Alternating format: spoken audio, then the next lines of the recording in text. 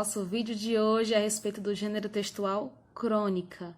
Então, se liga aí nas dicas. O nosso conteúdo de hoje é crônica e eu tenho que dizer para vocês que a crônica é um relato de acontecimentos e esses acontecimentos são cotidianos.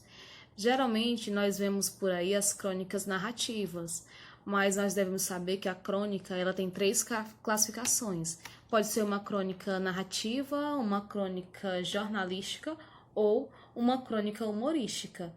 E aí eu preciso que vocês saibam diferenciar de fato cada tipo de crônica, para que quando você for ver os seus textos, se for produzir os seus textos, você saiba de que forma usar as suas palavras. Porque eu acredito que a maior parte das pessoas, quando vão produzir um texto, se perguntam como é que eu começo, o que é que eu falo, eu não sei produzir.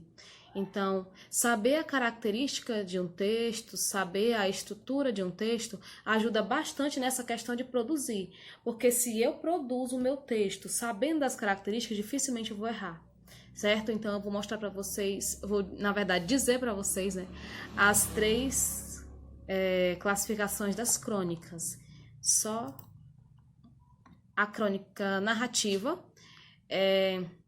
Geralmente eu tenho um enredo, eu tenho personagens, tempo e espaço. São as características da narrativa, né? Eu conto uma história cotidiana, mas essa minha história cotidiana eu tenho uma presença aí dos elementos da narrativa, de fato.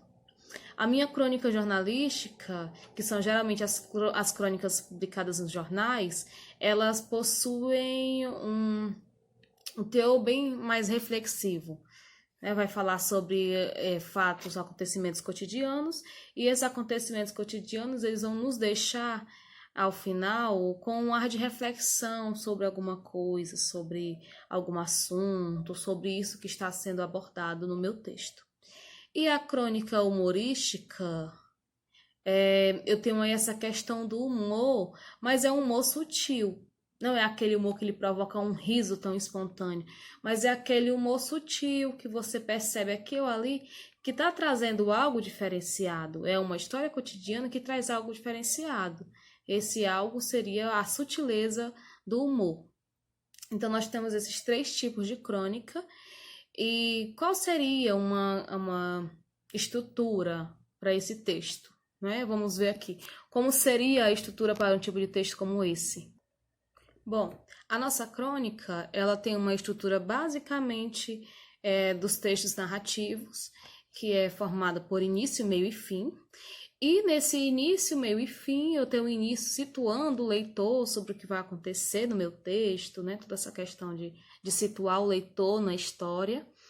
O meio vai ser a parte que você conta com detalhes fictícios, detalhes críticos, dependendo do tipo de crônica que você escolher. Você vai contar a sua história incrementando esses detalhes.